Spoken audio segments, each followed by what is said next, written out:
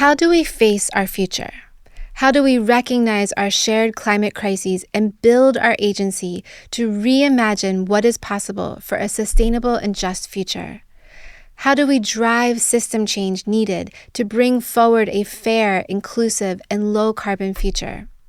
These are the questions that inspired MedWaves to host Conversations Considering Climate. The work of MedWaves, as a regional activity center for both the Barcelona Convention and the Stockholm Convention, is invested in exploring how sustainable consumption and production can be a key driver of climate change mitigation. We are able to witness, especially here in the Mediterranean region, the impact of how we produce and what we consume impacts our environment as well as issues of justice. While we may have more questions than answers, it is important to reflect on these big questions and explore one another's work so that we can move towards a space where solutions converge. My name is Tasha Goldberg, founder of Building Bridges Hub, and today I am joined by colleagues who are asking similar questions in their respective work, aiming to reconcile current climate trajectories with the undercurrent of social justice. Both the Hot or Cool Institute and the Post-Growth Innovation Lab are invested in progressing towards a climate-just future, and both are willing to draw attention to some uncomfortable truths about our modern society. Research Director Alessandro Galli and Programs Director Amy Aguilar are both joining us from the Hot or Cool Institute, which is a public interest think tank working at the intersection of society and sustainability. Alessandro and Amy use science to push for the rapid, radical, and systemic changes needed to address the magnitude and urgency of the sustainability challenge. Mario Pansera, director of the Post-Growth Innovation Lab in the Universidad de Vigo, is also joining us, bringing to this conversation an international, interdisciplinary perspective on enabling a sustainable, inclusive, and fair ecological transition. Mario will help us unpack the possibilities of combining different various lines of research to bring novel, relevant, and multifaceted approaches to some of our most complex threats to our collective future. Thank you for being here with me. And something that I think that is important for us to highlight when we're talking about sustainability is our mutual interest in the just transition. And to be clear, we want to talk about something that's beyond technical solutions. We want to move into what it is that we need to understand that can be very empowering and contribute to fair, equitable socioeconomics. And so, Mario, I wanted to ask if you would help guide us into this conversation. It's such a big topic. What are your thoughts about how we approach the idea of the just transition? What is it that we can understand before we get into the specifics, sort of the paradigm that helps us understand what needs to happen, what needs to shift, or what are your thoughts about the just transition? Yeah. Okay. Thank you very much, and good afternoon. Thank you, Tasha, and thank you for the organizer. I think the just transition is a very simple concept to understand, and it's quite evident. And it's based on the simple idea that the benefit of the so-called economic growth, that is this idea that basically is leading all our action as a society. Any nation, any society is like craving for more economic growth and is despairing when this growth is not occurring. The benefits are not equally distributed. And also the negative implication of this economic growth in terms of social disruption or environmental degradation. Let's think about climate change, but climate change is just the top of the enormous iceberg. So we have many other problems like biodiversity loss or collapse of ecosystem, extinction of species. The negative implications are also not equally distributed. So the idea of a just transition is that to reflect about this asymmetric distribution of benefits and negative implication. Just to give you an example, We know that, and these are actually calculation and data, they are facts. We know that the 1%, the richest 1% of humanity is producing and is the cause or more than 60% of CO2 emission. So climate change is not caused by the vast majority of humanity, but is disproportionately caused by a fraction of humanity.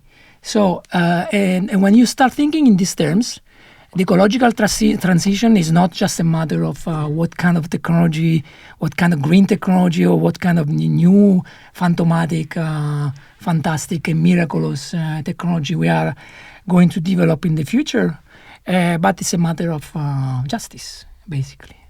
I think that really helps us to frame this conversation, and want to kind of turn to you both, to Alessandro and Amy, and contribute some of the work that you've been doing. We had the recent report, the Climate for Sufficiency, a 1.5 degree lifestyles report.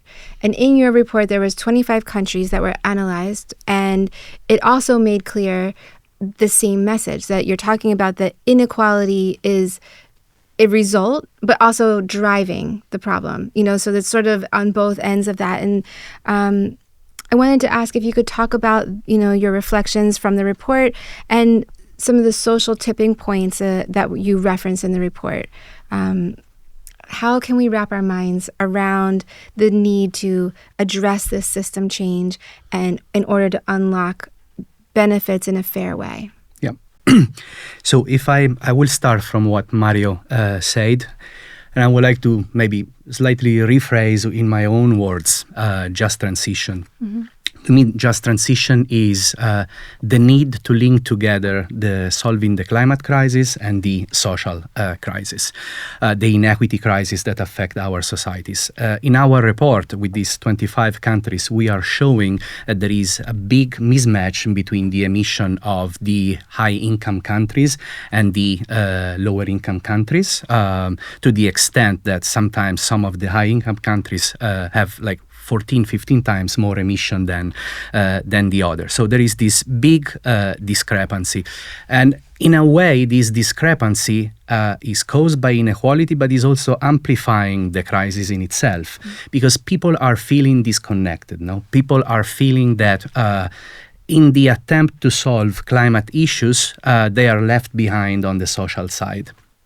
And because of this, they don't get engaged in the needed and necessary sustainability transition. So my fear is that these coupled crises that we have, climate and inequality, is also amplifying itself unless we find a way to solve the two crises together at the same time. And here is where this idea of intervening systemically is quite fundamental. We need to realize that the way in which we behave, so when we say we want to change behavior, but what does it mean to change behavior? First of all, we need to understand what drives behavior. And in my view, behavior is determined by at least three main levels. So it's not just our individual preferences, but also what are the social norms, the cultural norms of the society in which we live in. Because often we do things not because they are what we prefer to do, but to please the others in our community and to feel part of the community.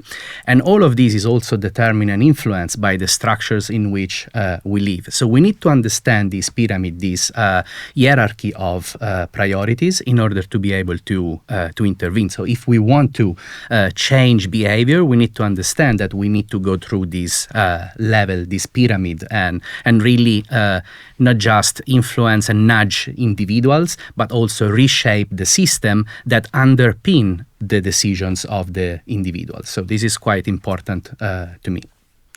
It sort of sounds like we need to have some of the softer sciences with the harder sciences working together so that there's, the kinds of information, the kinds of context to help people feel comfortable behaving in certain ways or make them even feel uncomfortable in behaving in certain ways. So that's really helpful. And you wanted to also share a bit. Sure. I think I wanted to emphasize as well that we bring this sufficiency lens in our report. And sufficiency is quite important because, in a way, not asking this question of what is enough has led us to just organize our economies, our societies, our territories, our cities as if there were no limits, no? And if we take, for example, car dependence or sprawled and carbon intensive and energy intensive housing or unhealthy and unsustainable diets, these are all symptoms of systems that by design make the most unsustainable and unhealthy choices the most convenient and the norm, right? So in a way, when we bring the sufficiency lens, it's about rethinking prosperity. It's not about overconsumption and ever-growing consumption, right? It brings this idea that it's not enough to just say, let's focus on efficiency. It's not about doing more efficiently.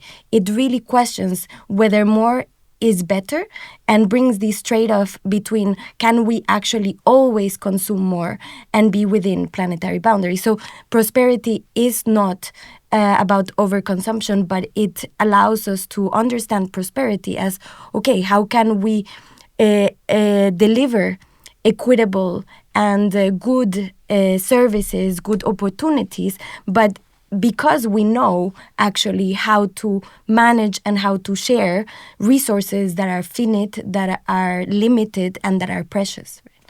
Yeah, there sounds like there's also this balance of what are we valuing? And how does that value, what are the systems that we use to value, whether it's the resources or it's the way that we feel? You know, those have been considered not as important valuables, but we're kind of you're talking about a redefining of what is valuable into the system. And I think that sounds amazing. That this really helps create the context of what a just transition is and what needs to be taken into consideration when we're talking about moving into a more just transition. I want to go a little bit deeper and talk about this particular intersection. You know, we're referencing it a lot, but going a little bit deeper into this behavior change and the systems. And I understand that the system has to create a context where the behavior change can thrive, so that these new ideas around sufficiency work in the system, and the system, you know, supports that. I want to ask you, Mario, if maybe you could reference or share with us some of the examples or case studies of policies or mechanisms that enable these kinds of lifestyle changes that promote the just transition. Okay. Now, of course, we are talking about very complex issues, and it will require, like a deep analysis would require hours of intense examination and analysis. But a message that I want to launch is something that we've been working together with MedWaves, with especially one big project that we managed together, Just Transition to Circular Economy, just to see the acronym, and was focusing on different cases in Europe and in the African continent of cases of just transition to a different way of framing circularity. And one of the ideas of the circular economy is that we need to create loops in which we continuously create values or recuperate or restore value from waste. And in the project, just to give you a clear example, we identify, first of all, theoretically, we claim that this is not enough. So framing this transition to circularity that then is directly connected to the idea of sustainability in terms of production, closing the loops of production or giving value to the waste is not enough. We need to reconsider how we organize production. So there are people that are producing, for example, this microphone, this glass, or all the things that are in this plateau are produced by some people. And these people are usually working class. No, I know this old-fashioned way of looking at the people that produce in working class or the labor. These are normally subjects that they have virtually no agency. So they are not able to decide what to produce or what not to produce. Is it just to produce in a certain way? In specific places where maybe environmental regulation are not so strict, like in the European Union and so on. So like shifting the focus from the technological aspect and the circularity aspect to the labor aspects in this case, but also the gender aspects. So we have cases in Africa in which we collaborated with cooperatives of waste collectors and pickers, with cases of cooperatives of workers. So the idea that a just transition cannot be dealt with this idea that any urgent matters like climate change is better to be addressed by top-down solution. No, we have this idea that we need like a global governance and somehow find a magic solution to like a governance solution that will be able to impose certain action. For me, and I think this is also shared by the people in this podcast, is the solution is just the opposite. How we can open up more and more meaningful spaces of democracy. So increasing the possibility of democracy, and in our cases in Just to See, also introducing democracy within companies. We live in a world in which the vast majority of us work, and working means spending more than 1/3 of our life in organizations that are not democratic. Multinational corporations are not democratic. If you work, for example, I don't want to mention any company, but any like conventional company doesn't give the opportunity to the workers to decide what to produce. No, and for me this is a fundamental step. So the message is really like not to reduce spaces of democracy and democratic debate, as we are seeing at the global level. No, it seems that democracy is not fashionable anymore. It's not popular. The message is the opposite. Open up more spaces, even in the private sector. So worker-owned cooperatives, self-managed cooperatives and companies. So the possibility of the workers to decide together with basically to the territory in which they operate, how to produce, what to produce, is fair, is just to produce what we're producing, or should we, produce something different? I do love this idea of bringing the ideas of democracy into the private spaces and the capacity that could unlock so much potential by giving agency and voice and tapping into that so many resource, the ideas and the solutions that could be created.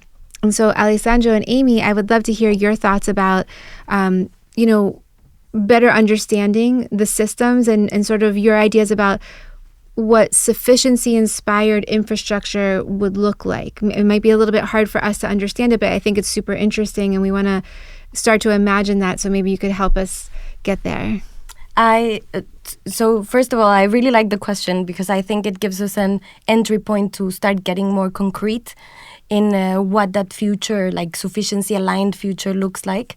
I think in a nutshell, I would say that like sufficiency-aligned infrastructure would need to reflect other values. Right? It would need to reflect the fact that we have limited resources and that the main point is to share them and to enable equitable access and equitable services, equitable opportunities, right? And well-being.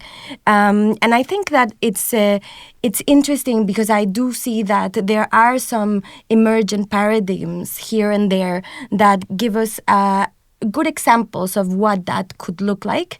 For example, a model that emerged here in Barcelona, which is the super blocks. I really, really like it because it really flips the logic, right?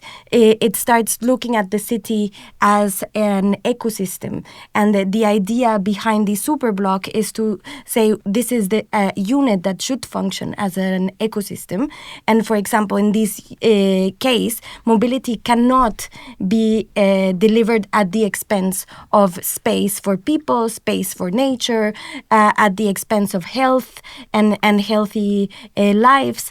So in reality, mobility is not a goal in itself, but a means, right? And we have to just flip completely the way we design space and what space is for. Maybe to mention another example that I really like and that I also it is also a Barcelona-based example, and I think it also resonates with what you were saying, is cooperative housing, right?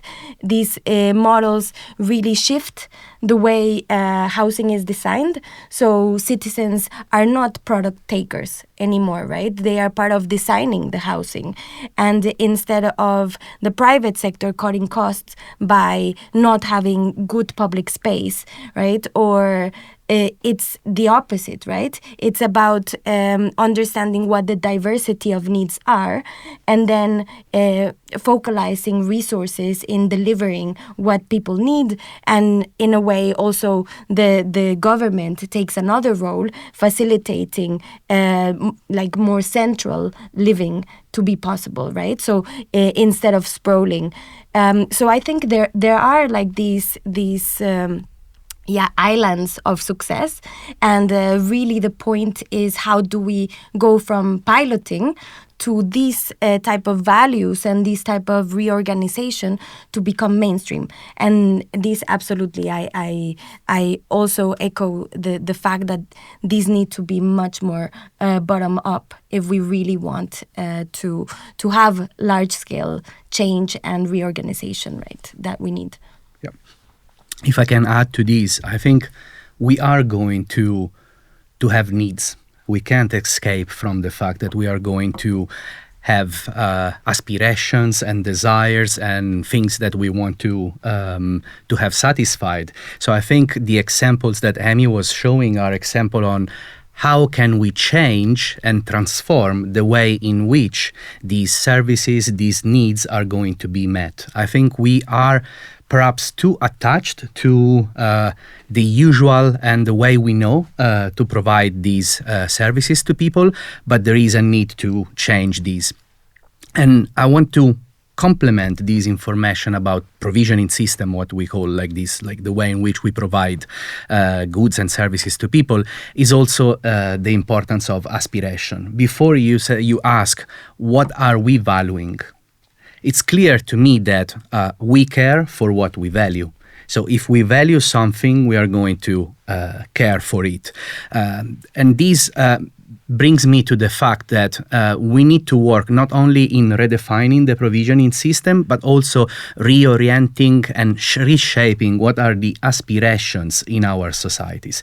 If we keep being moved by the idea of consumerism, materialism, there is no way in which we can think of like satisfying our needs in different way. So we need to have the ambition to question what really a good living is.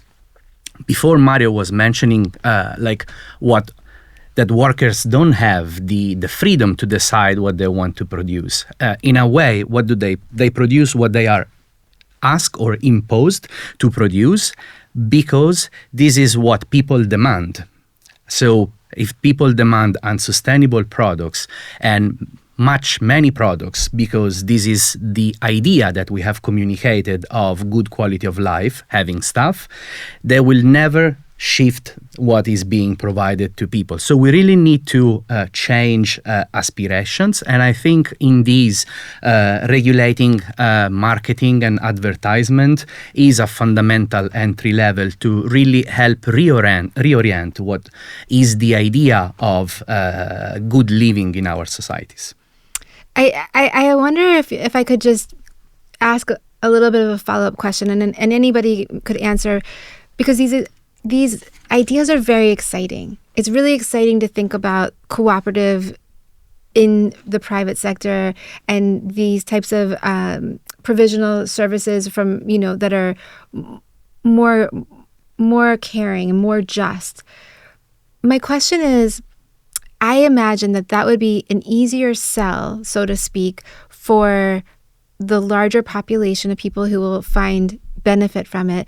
But how do you get that top down to buy in? How do you get, the bottom up approach is exciting, but how do we get the top down decision makers to agree and to champion these types of solutions?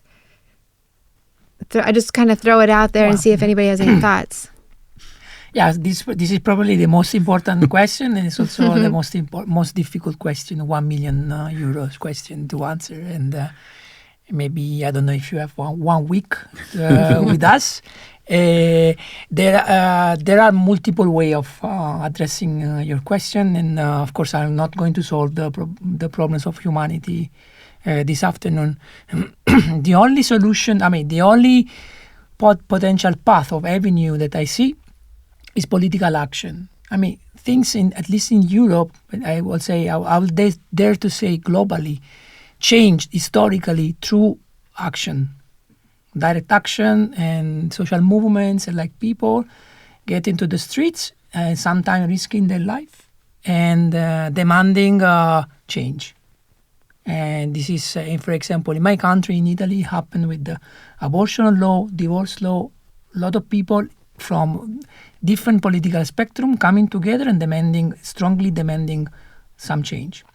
And this is also like something that started with Friday for Future and other movements, no?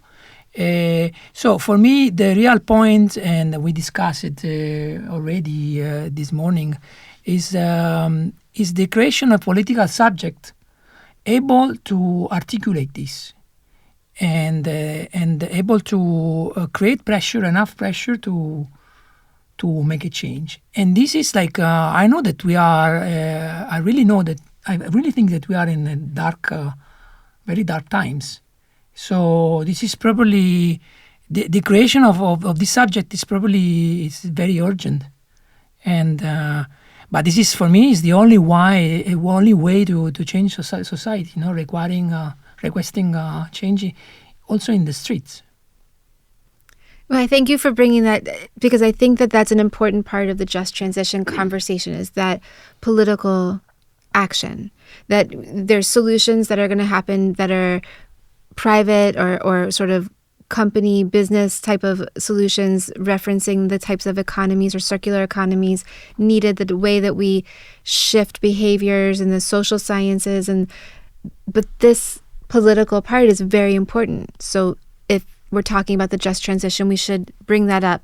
I also want to take the conversation into kind of back to, Amy, you were starting to share with us some examples from cities. And I think that is something that could be really interesting to kind of bring these ideas, these theories, into what can happen on the ground, on the city level, at the local level, particularly to make sure that there's opportunities to empower people to have new behaviors without blaming them. That's something that I learned from our conversations, that we don't want to move into the system where people have to be more responsible and stop doing this and stop doing this. But really, how do you create the systems? And again, I wanted to see if we could talk about recommendations. Maybe Alessandro and Amy, you could help share with us some ideas of what needs to happen so that we can start to realize these beautiful aspirations of the just transition on a local level.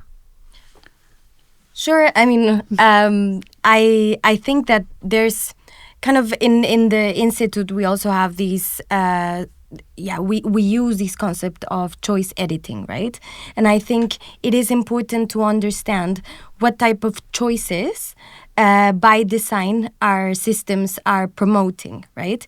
And especially, like, sometimes I talk to some authorities or people, and people tend to look more at the kind of the absolute, but never the relative competitiveness of different choices, right? So, for example, a lot of cities say, but I have actually developed more cycle lanes, or I have just put this money into public transport. Right, but you have for decades and decades created this car purpose capacity, right, that is so big, and the gap between the competitiveness by using car versus the conditions in other modes is like so huge. So you have to really tilt right, the balance, and say, okay, so when I'm actually being able to tip that balance, then I'll see the change, right? And for example, I live in Paris, so in the last years we have seen that transformation, right? And I think the idea also that preferences are fixed, we really need to shift away from that, right?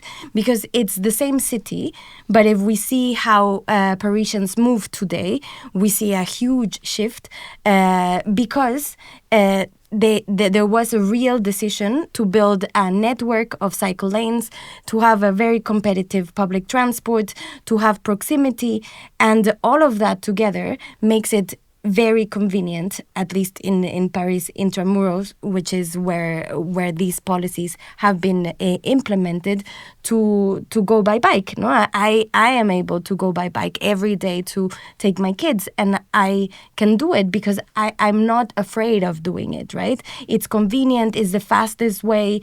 If it wasn't, maybe I wouldn't do it, and I'm the same person, right? So it's about creating that critical mass of change, because sometimes if we create a little change and then we say, nothing happened, well, because we didn't push the leverage point, right, to the extent to which we could actually kind of redesign the architecture of choices for people.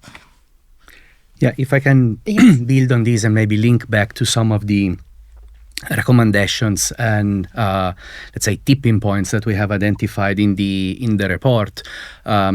I mean, what we have seen is that if we want to speak of single intervention, we see the biggest possibility to decarbonize our lifestyle by changing our diets. So like a shift towards a planetary health diet could cause a reduction of in CO2 emissions of up to 2.5 tons of CO2 equivalent per person. Now, the important thing here to understand is that when we speak about this type of solution, we must recognize as a society that this shift to a plant-based diet or a planetary health diet, to be more precise, cannot be left to the sole decision of the individuals. We cannot just tell people that they have to eat in a different way, and when the entire system around you is basically telling you that you show your status also by how much meat you eat. Maybe this is like a bit middle-age status signaling, but it's still the case in some places. So I think like giving just, or actually only asking people to change their behavior while the entire system around them is sending the signal that unsustainability is the way to be, to show off your importance, this is something that we need to realize. So yes, it's true that a shift in the diet is possibly the top intervention that we can do in order to reduce emissions, but we need to understand the full spectrum of actions needed by multiple level of governance and decision makers in order to realize this. And this again pass by maybe selling like a vegetarian or plant-based diet as a new status signaling and this type of things. Status, maybe, as well as just access. You know, there's no, if it could be better to have a plant-based diet and just simply not available to people who live in an area where fast food is their option because it's a low cost and it has, doesn't have the options of a planetary lifestyle diet. So access and aspiration, I think, would probably, and I really appreciate that, the examples and the ideas that you're sharing are really demonstrating how the just transition doesn't particularly live in one sector or in one space. This is a very much a conversation that is about engaging across the lines among different stakeholders and different businesses, sectors, and that isn't completely, it is complex. But there's a lot of potential and there's a lot of beautiful ideas and solutions that are already happening, that are already showing the impact that is important. And so I appreciate that you brought your experiences, I wanted to wrap it up by asking you to share in just a couple of words. If we imagine that we're all collectively moving towards this horizon that is the just transition, and that horizon is, where we get to realize our goals of having a sustainable, low carbon, resilient, fair future for everybody. What is it that you're going to bring as your must-have ingredient on the boat while we start to paddle collectively to that horizon? What is the element of that you think has to be included if we're going to continue to work towards this future together?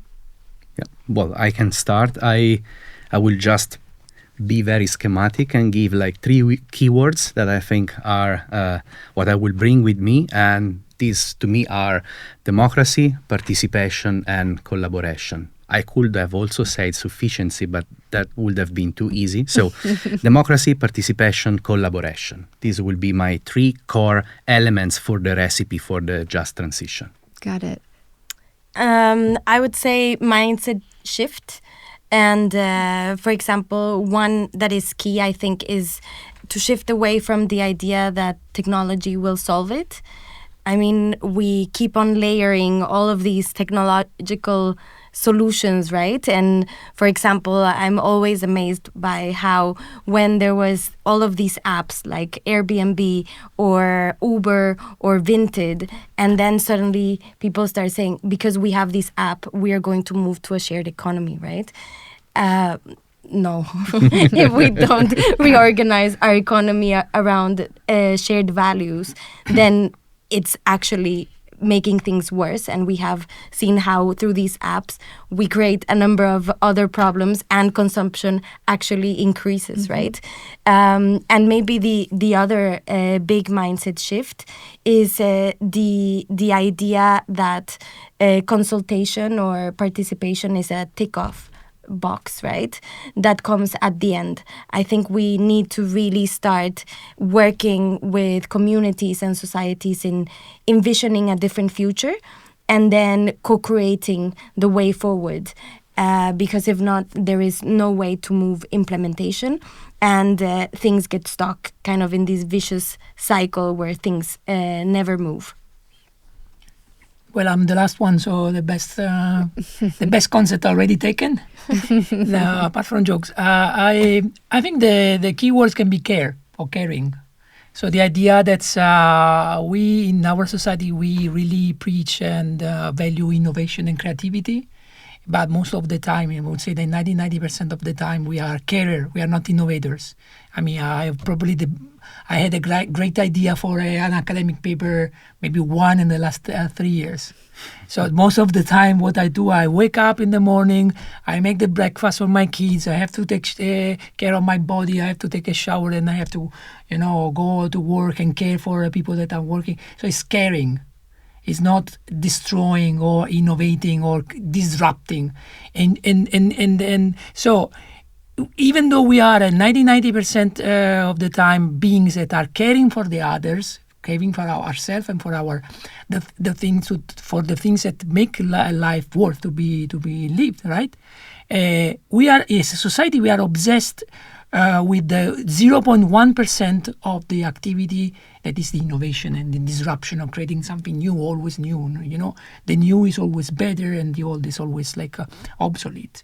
And we need to shift to do the opposite, give to care and caring activity the right weight. And this is a feminist concept. It's coming from ecological economics, feminist ecological economics, and the idea that actually in a society, the carers, the people who care, are usually women, and are also like part of the part of the society, the half part of humanity that will value less. At least we, in most of society, are values less.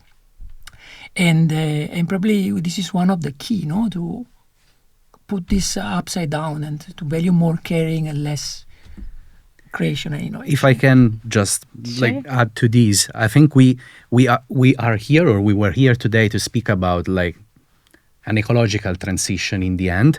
But when we look at this last round of answer and all the keywords, let's say, that we have mentioned, we realize that in reality it's not an ecological transition, but it's more of a social transition that we need. Most of our words are not related to like technology or innovation, or actually we have used these words to signal that it's not just about these two words. So I think it's really important to understand that this is in reality not an environmental challenge that we have, but is a social challenge that we have. So we need a social transition. And probably we can say, I mean, if I think at humanism, I mean, that is probably a new humanism that we need right now to give a bit of a human flavor to what we do, rather than like just hoping on technology and innovation. I agree. Absolutely. I think that, the things that you're sharing and the way that you're summarizing it gives me a little bit of feeling safe in the optimism, because these are things that we can do. When you think about things that are like the climate can be a little bit obscure, it's difficult to wrap your mind around emissions and it can be very overwhelming. But when we're talking about these types of mindset changes and caring and collaboration, and those are things that we can progress towards as individuals, and we can really feel the difference, when we make a little bit of a change and we get to feel, oh, that feels actually better, and that gives me a confidence. So I appreciate that you are restoring a good sense of optimism. And I do really appreciate everything that you've brought into this conversation concerning climate, and that I really hope that you are able to continue with the work that you're doing, and that knowing that we are, progressing at the same time, these different, the different institutes that you have and the different work that you're doing, they are connected. And so we get to converge these solutions in this conversation, and hopefully we can see that continue as we go. So thank you. Thank you. Thank you for the invitation. Absolutely.